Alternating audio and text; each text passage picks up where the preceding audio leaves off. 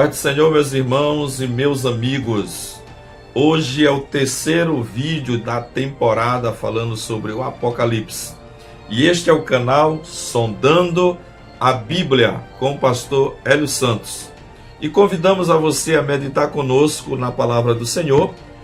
Ontem nós tratamos sobre os 4 cavaleiros do Apocalipse, que vem do primeiro selo, segundo selo, terceiro selo e quarto selo. Falamos também da diferença do cavalo branco e seu cavaleiro, do Apocalipse 6, para o do Apocalipse 19, de 11 a 16. E mostramos pela Bíblia e pelas informações que temos que o Apocalipse, capítulo 6, que fala do cavalo branco, ele não é Cristo, ele é o anticristo. E do 19, sim, esse é Cristo, que vem juntamente com um grande exército. Falamos ontem, se você quer saber melhor sobre esse assunto, você pode dar uma assistida aí no vídeo anterior, que falamos até mesmo dos originais das cores. Mas ontem eu não concluí essa parte. Nós falamos sobre as cores, sim, que é cavalo branco, cavalo vermelho, cavalo preto e cavalo amarelo, que não é amarelo no original, mas sim é o verde. Essa que é a cor verdadeira do cavalo amarelo, é verde, não é amarelo. Amarelo está em português, mas de fato é verde. Por que é verde? Eu vou repetir novamente, ontem a gente falou bem sobre isso. É porque a palavra no original grego é chloros, e chloros é verde. Chloros não pode ser amarelo. Se fosse amarelo, a palavra grega seria quintrinos, mas não é quintrinos, é sim chloros. Por exemplo, um exemplo aqui, Marcos capítulo 6, versículo 39. Um dos exemplos para todos entenderem melhor sobre a cor do cavalo amarelo, que é verde. Marcos 6,39 diz: Então Jesus lhes ordenou que todos se assentassem em grupo sobre a relva verde. É relva verde, presta atenção. Aí vai no original lá, vai lá no original grego, você vai encontrar chloros, o mesmo que está lá onde diz cavalo amarelo, é chloros, é verde. Algumas bíblias já vêm com essa correção, já vem chamando ele de esverdeado, o cavalo esverdeado, que ele simboliza morte. Algumas bíblias já vêm a cor pálida. Lá em Zacarias ele aparece como baio, aparece como malhado, mas de fato esse cavalo ele é verde ou esverdeado, tá bom? Falamos também sobre a comparação das cores dos cavalos com os países inimigos de Israel. E nós tratamos sobre a Jordânia. A Jordânia, as cores da sua bandeira, olha aí, branco, vermelho, preto e verde. É coincidência, será? A Jordânia ter a mesma cor dos cavalos, as cores dos cavalos? Será? Vamos ver mais algumas outras informações. Outro Iraque. Vamos lá nas cores dos cavalos: branco, vermelho, preto e verde. Ok? Isso aqui é o Iraque. É a bandeira deles. Mas não fica somente por aí. A bandeira palestina, olha aí, branco, vermelho, diferente um pouco da Jordânia, que tem, né, um símbolozinho aqui. Branco, vermelho, preto e verde. É a bandeira hoje. Você pode pesquisar, você coloca aí bandeira da Palestina ou coloca a bandeira da Cisjordânia. Você vai encontrar essas cores da bandeira. Mas não fica somente por aí. Vamos lá. Líbia. outro país árabe, Líbia. Olha aí as cores: branco, vermelho, preto e verde. Exatamente as mesmas cores dos cavalos do Apocalipse. Mais um aqui para a gente encerrar essa parte. Síria, que fica ao norte de Israel, branco, vermelho, preto e verde. Essa aqui é a bandeira da Síria. Você não fica curioso sobre isso? Não fica curioso, não?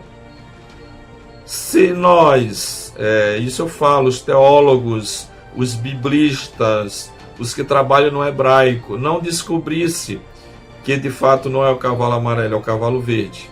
E quando se aprofunda-se num texto, se descobre muitas verdades. E uma delas é essa: as cores dos cavalos do Apocalipse 6, de 1 a 8, eles são as mesmas cores dos países inimigos de Israel. E não é somente esses não, você pode pesquisar mais. Vai mudando apenas o desenho. Afeganistão, tá? E tem outros também. O Egito falta só uma cor. Pesquise também sobre Irã. Pesquise depois sobre essas cores e você vai ver o Irã verde. Cavalo verde, morte. Isso é muito importante a gente saber. Quem serão os 10 reis ou as nações que estarão contra Israel e a favor do anticristo? É muito importante a gente saber disso. Muito bem. Agora nós iremos tratar sobre o 5º selo. E nós iremos fazer a leitura do texto nesse exato momento. Apocalipse, capítulo 6, versículo 9. 6, 9. Diz o seguinte: quando ele abriu o 5º selo, vi debaixo do altar as almas daqueles que tinham sido mortos por causa da palavra de Deus e por causa do testemunho que sustentavam. Versículo 10. Clamaram em grande voz, dizendo: até quando, ó soberano Senhor, santo e verdadeiro, não julgas nem vingas o nosso sangue dos que habitam sobre a terra?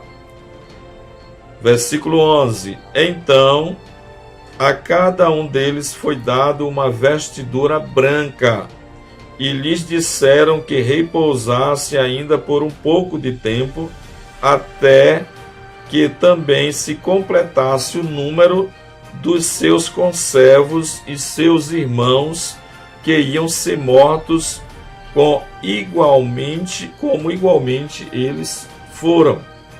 Então esse texto aqui fala do 5º selo. Os 4 primeiros selos falam de ações que irá ter no período da grande tribulação: a falsa paz, a guerra, a fome e a morte. E agora, João, o apóstolo João, ele tem uma visão no céu. Visão de quem? Dos primeiros martirizados no período da grande tribulação. Isso tudo indica que nos primeiros 3 anos e meio da grande tribulação. Ele diz aqui, vi debaixo do altar as almas daqueles que tinham sido mortos por causa da palavra de Deus e por causa do testemunho que sustentaram.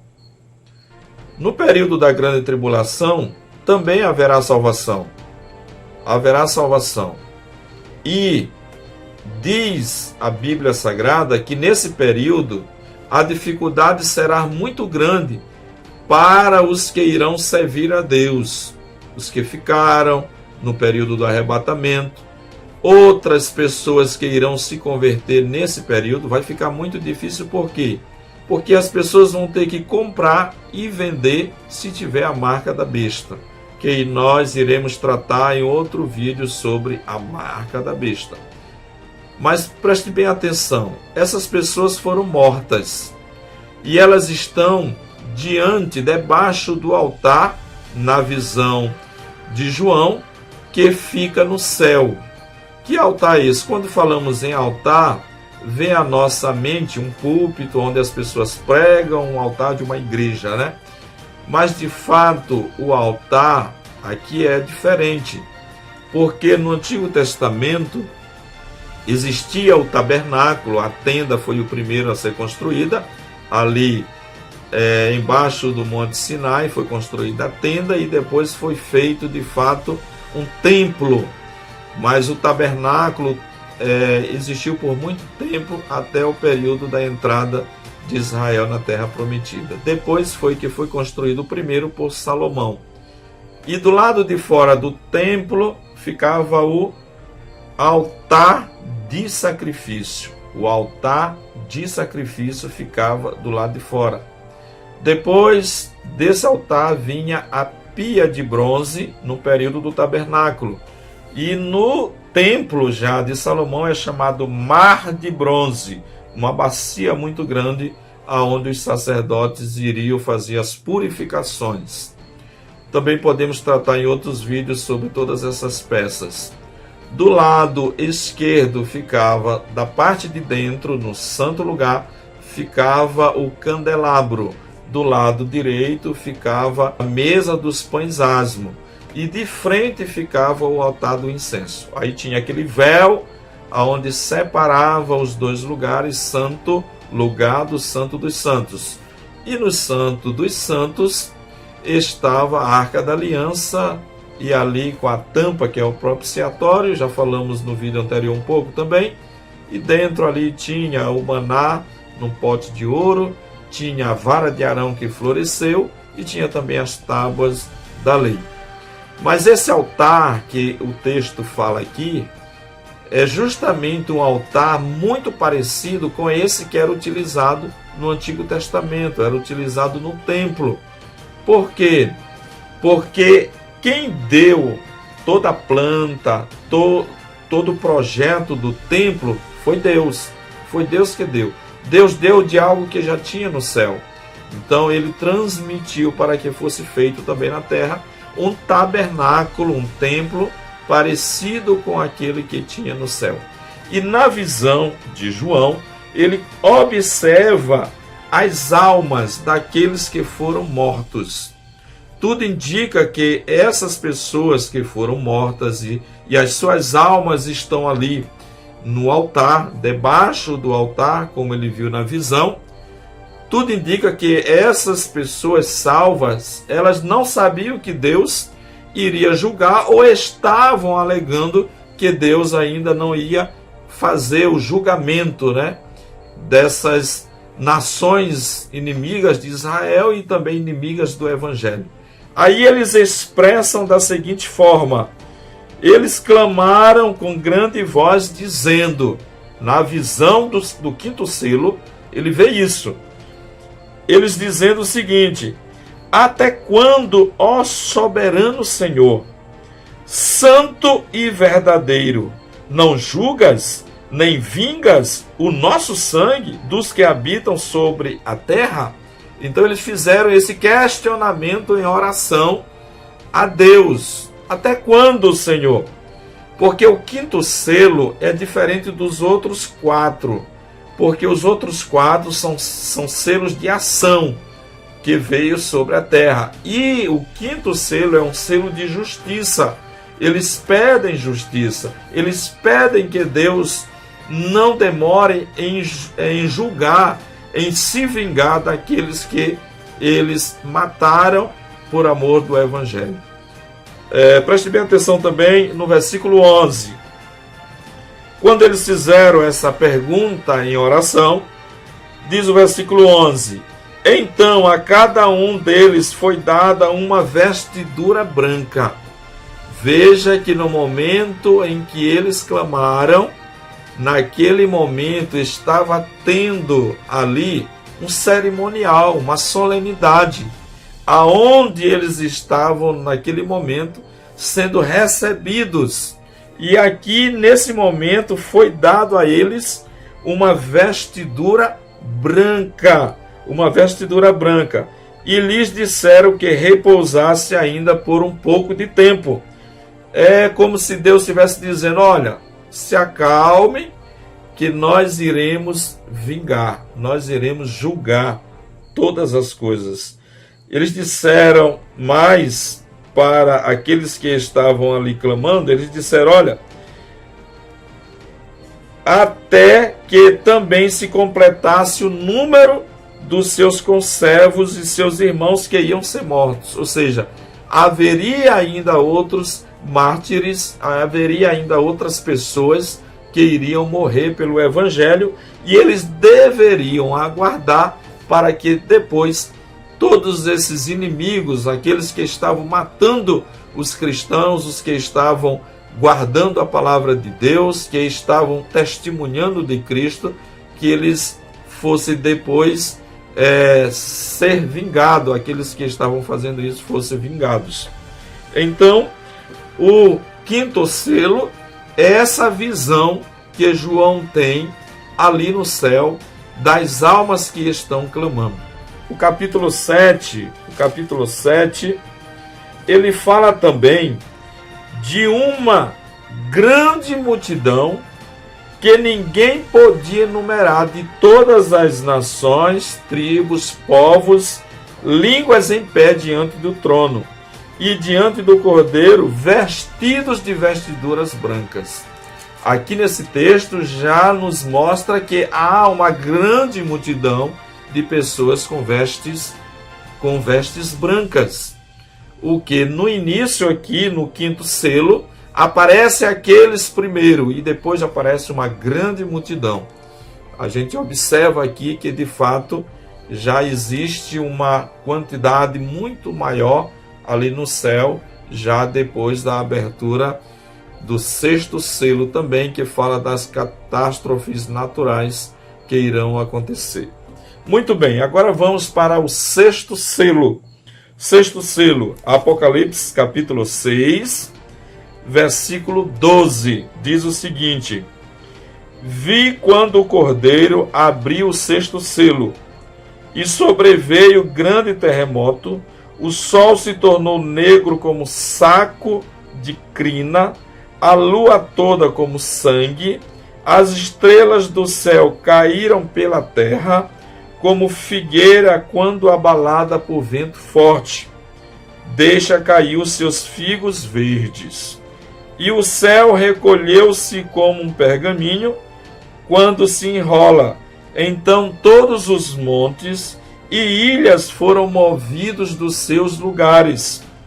Os reis da terra, os grandes, os comandantes, os ricos, os poderosos, e todo escravo e todo livre se esconderam nas cavernas e nos penhascos dos montes, e disseram aos montes e aos rochedos: caiam sobre nós, esconde-nos da face daquele que se assenta no trono e da ira do Cordeiro, porque chegou o grande dia da ira deles, e quem é que pode suster-se? Então aqui nesse texto se observa também catástrofes, se observa também perturbações cósmicas. Por quê? Primeira coisa que aconteceu aqui com a abertura do sexto selo foi que veio um grande terremoto. Um terremoto que abalou o planeta Terra. Houve esse terremoto, tudo indica que nunca houve um terremoto com uma escala tão grande como esse que haverá. Por que nunca houve um terremoto igual? Porque a Bíblia diz que a grande tribulação é um período de aflição tão grande como nunca houve antes e nem depois também, até que chegasse o período da grande tribulação. Muito bem, então veio esse grande terremoto. Consequentemente, com o terremoto vem o quê? Vem outras consequências também, como prédios que caem, pessoas que morrem e uma série de coisas, carros que são lançados fora das pontes, quebrando tudo, o chão rachando, as estradas rachando, os acidentes acontecendo. Isso é o que? É como diz um hino, é o Apocalipse. Nesse período, o Apocalipse tem agora, vai chegar o Apocalipse. Aqui diz mais: o sol se tornou negro como saco de crina, a lua toda como sangue. Ou seja, o sol se tornou em uma escuridão muito grande, bem parecido com aquelas trevas, aquela escuridão que aconteceu com as pragas ali no Egito, na época de Faraó, quando Moisés queria forçar Faraó a deixar o povo de Israel sair. Porque naquele período as trevas eram tão grandes que poderia se apalpar o próprio ar devido à quantidade de trevas muito grande. Sabe o que diz o profeta Sofonias no capítulo 1, versículo 14? Ele diz muita coisa interessante. Ele diz sobre o dia dessa tribulação. Ele diz assim, Sofonias 1,14: está perto o grande dia do Senhor, está perto e muito se aproxima. Aí ele utiliza uma exclamação: atenção, atenção, o dia do Senhor é amargo, e nele clama até o homem poderoso. Aquele dia é dia de indignação, dia de angústia, dia de alvoroço, dia de desolação, dia de escuridade. O sol se tornou negro, dia de escuridade e negrume, dia de nuvens e densas trevas. E aí vai o texto falando ainda mais sobre esse dia que vem sobre a terra. Este é o 6º selo. Mais algumas coisas que ocorreram na abertura do 6º selo.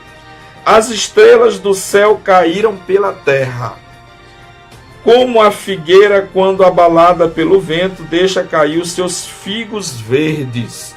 Aí vem aquele forte vento sobre a figueira e os seus figos caem verde. Ou seja, as estrelas do céu irão cair pela terra. E isto no período da grande tribulação. Então essas estrelas caem nesse período como a figueira quando lança os seus figos verdes, ou seja, cai antes do tempo.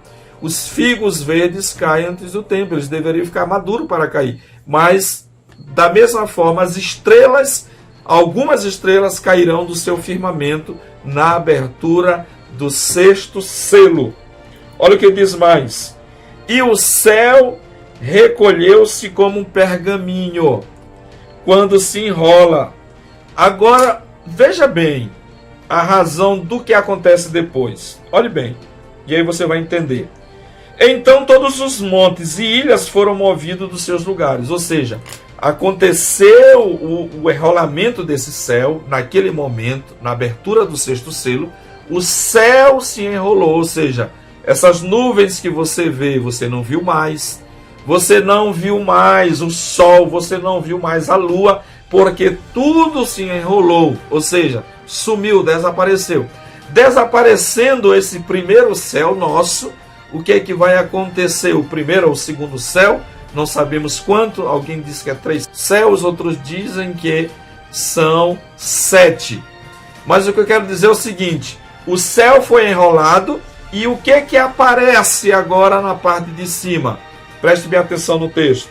Diz o seguinte: o céu recolheu-se como um pergaminho quando se enrola.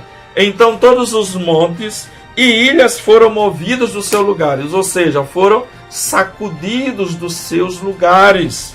Aí diz que os reis da terra, os poderosos, aqueles que estão governando nesse período, os reis da terra, aí entra quem? Os grandes, os comandantes, os ricos, os poderosos, e todo escravo e todo livre se esconderam nas cavernas, nos penhascos dos montes. Ou seja, alguma coisa eles viram tão grande, tão poderosa, que eles se esconderam, porque a glória e o poder do que eles viram era muito grande.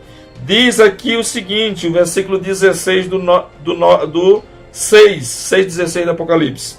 E disseram aos montes, eles disseram aos montes e aos rochedos: cai sobre nós, esconde-nos da face daquele que se assenta do trono e da ira do Cordeiro. Olha, o que foi que eles viram? Eles viram o trono do Cordeiro, eles viram a glória.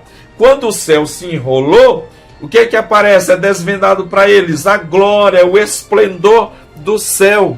Mas eles não conseguiram contemplar. E aí aquilo era muito forte para eles. E eles fizeram o quê? Se esconderam nos penhascos, nas rochas. Eles estavam com muito medo. E eles disseram: cai logo sobre nós, esconde-nos da glória daquele, ou seja, cai sobre nós e esconde-nos da face daquele que se assenta no trono e da ira do Cordeiro. O sol da justiça vai aparecer e aquelas pessoas estarão em desespero, em desespero. Versículo 17: porque chegou o grande dia da ira deles, e quem é que pode suster-se? O dia da ira de Deus, quando, além dos selos serem abertos, haverá o toque das trombetas e haverá o derramamento das taças da ira de Deus. Da ira de Deus. Isto vai acontecer. Isto é a grande tribulação. É a grande tribulação. Mas a Bíblia diz que aqueles que hoje servem a Deus com toda lealdade, servindo a Deus como Ele quer, essas pessoas estarão livres da grande tribulação. Não é somente Apocalipse 3:10 que diz. O Apocalipse 3:10 diz: porque vocês guardaram a palavra da minha paciência, da minha perseverança, eu te guardarei da hora da tribulação que há de vir sobre o mundo inteiro. Não é só Apocalipse 3:10. Romanos capítulo 5, versículo 9, diz assim: logo muito mais agora, sendo justificado pelo seu Filho, pelo seu sangue, sendo justificado pelo seu sangue, seremos salvos da ira. Tessalonicenses, do capítulo 1, versículo 10, olha o que diz aqui. É muito interessante o que diz, que Deus vai nos livrar dessa ira vindoura que virá sobre o mundo. 1 Tessalonicenses 1, versículo 10 diz assim: e para guardar-lhe dos céus a seu Filho, a quem ele ressuscitou dentre os mortos, Jesus, que nos livra da ira vindoura. Ele nos livra da ira vindoura. 1 Tessalonicenses 5:9, sabe o que diz o 5:9? Do mesmo capítulo, diz o seguinte: porque Deus não nos destinou para a ira, mas para alcançar a salvação mediante nosso Senhor Jesus Cristo. Glória a Deus. Ele vai nos livrar da ira futura. Ele vai nos livrar da grande tribulação. Assim como ele livrou Noé e sua família do dilúvio. Assim como ele livrou Ló e suas filhas da destruição de Sodoma e Gomorra. Assim como ele livrou Raabe da destruição das muralhas de Jericó e ali da destruição dos exércitos dos moradores de Jericó. Também Deus há de nos livrar de todo esse mal. Há de nos livrar. João Batista disse aos fariseus: Quem vos ensinou a fugir da ira vindoura? Produza frutos dignos de arrependimento. Prezado, estamos no 6º selo em nossos estudos. E amanhã será o estudo do 7º selo.